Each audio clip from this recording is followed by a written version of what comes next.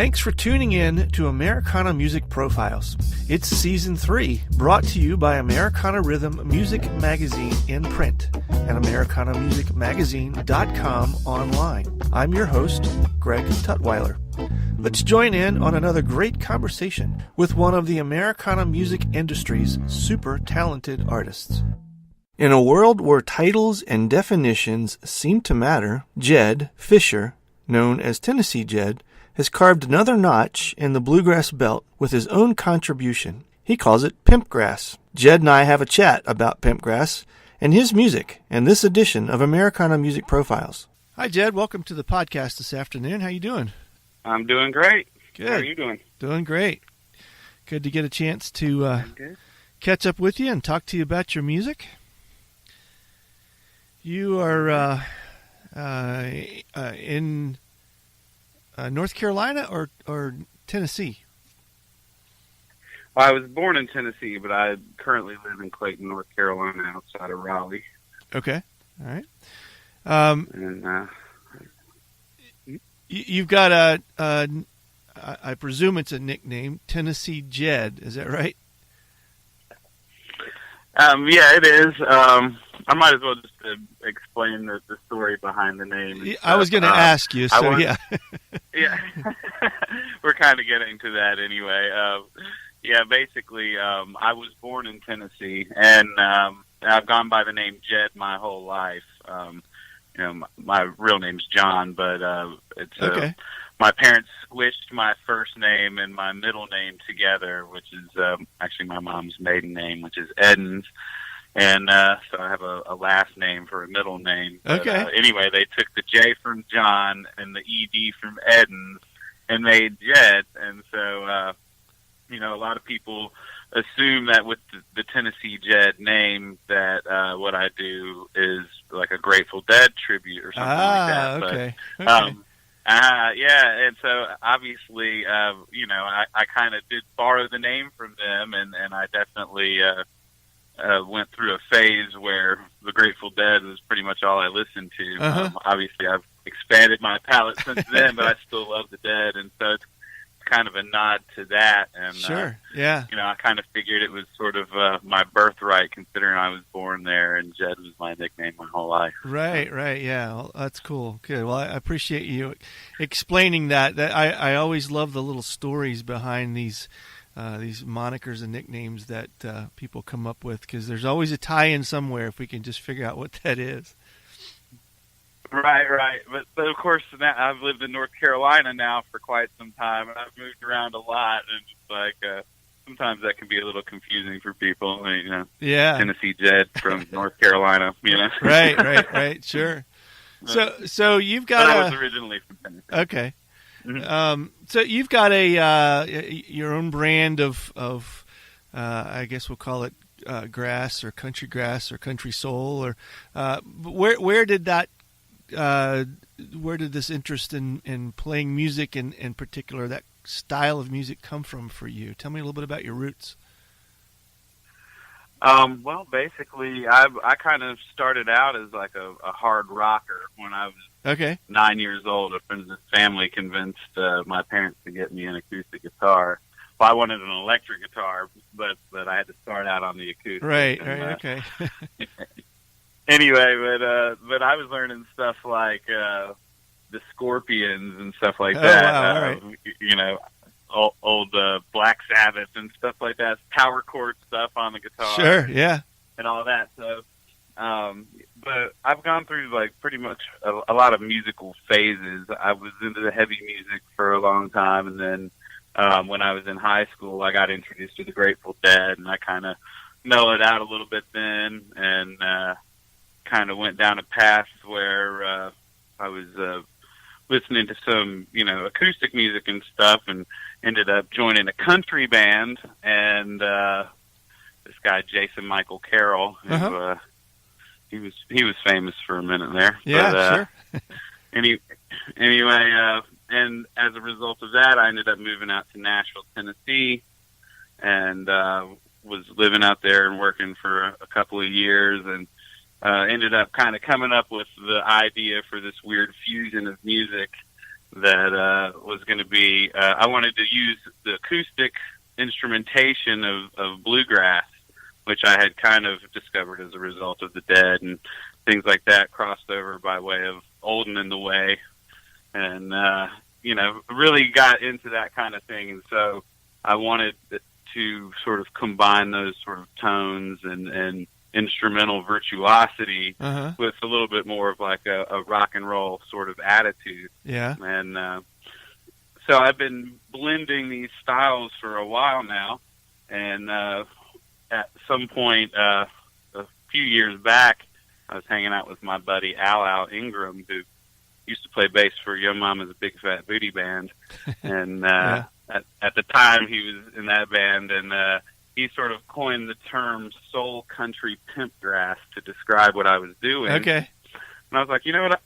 I'm going to use that. Yeah. So, And so I ended up writing a song, and we recently made that into a video, and the name of that, Soul Country Pimp Grass, got shortened down into just Pimp Grass, which is the name of the album.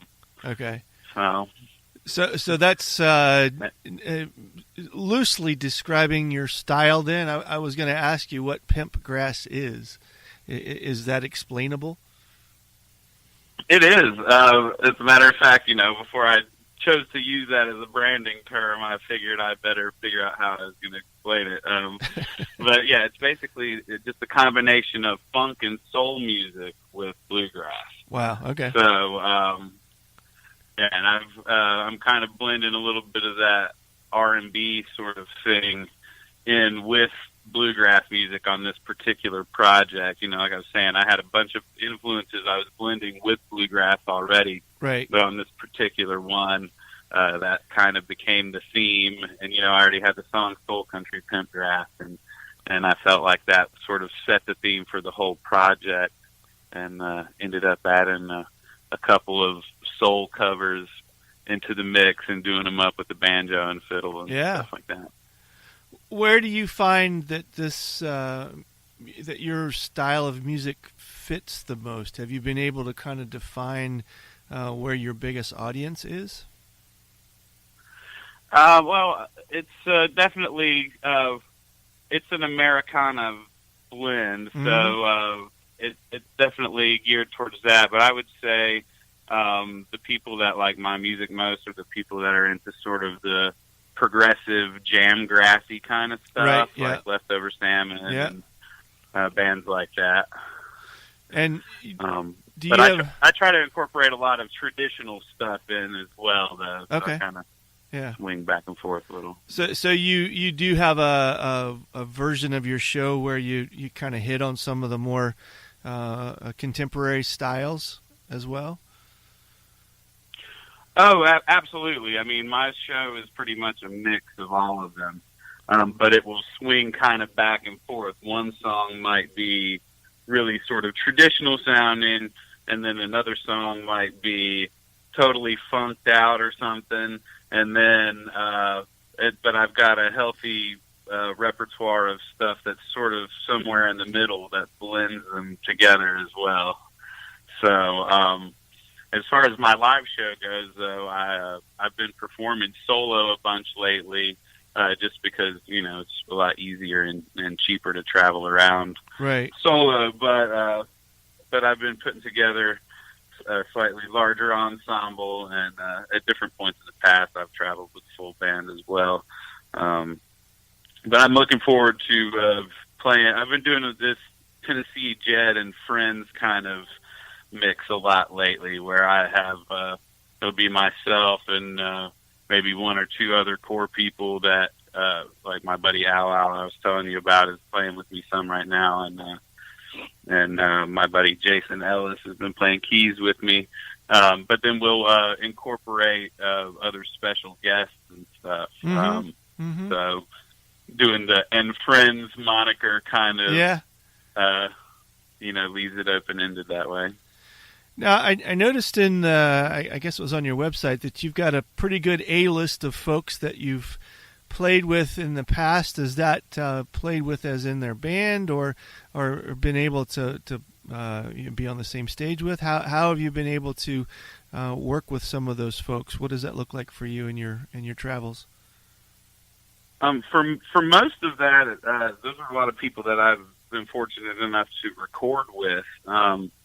Like, for instance, on this last record, it's an all-star band, basically, but of bluegrass folks that are all heavily involved with other bands. So, obviously, I can't lock them down to tour with this all-star band because they're all very busy. But, I've got, about 7 or 8 folks on this new record.